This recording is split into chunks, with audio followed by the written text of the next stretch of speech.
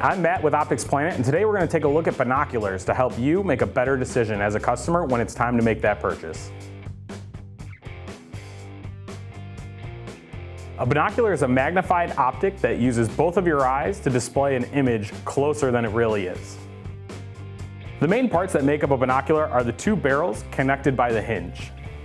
The hinge allows the barrels to bend and flex to better fit an individual's face.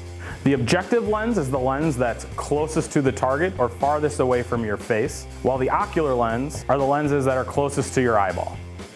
The diopter is used to adjust the lens of your eye to the lens of the binocular.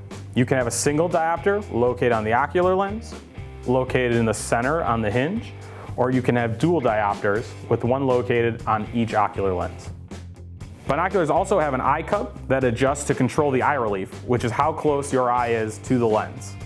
Most binoculars will have a center focus knob, which allows you to adjust the focus on the image. All binoculars have a close focus range, which is the minimum distance they can focus to, which can be important when you're looking at objects closer. Some binoculars do not have any focus knobs, and simply using the diopters and the preset focus is how you achieve your resolution. Binoculars use two numbers to describe what they offer in terms of magnification and resolution. The first number is going to be the magnification, something like 6, 8, 10, 15, even higher. The second number is going to be the size of the objective lens in millimeters. The larger the lens, the more light the binocular can allow in, which gives you a clearer, crisper image. In addition to magnification and the objective lens size, another spec to take note of is the field of view.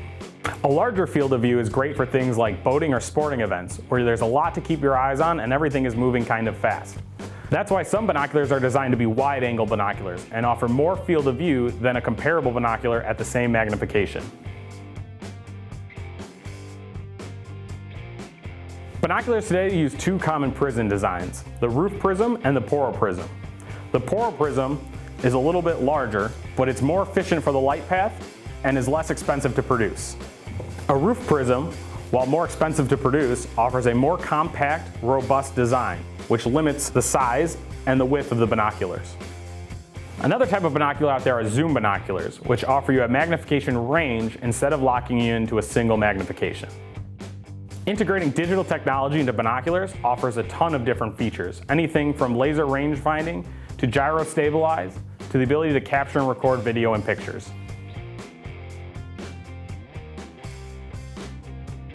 For birding applications, the quality of the glass and the coatings on that glass is going to be crucial, since what you're looking for with birding is fine details and distinct colors. For sporting events or other stadium events, a smaller, more compact binocular may be ideal.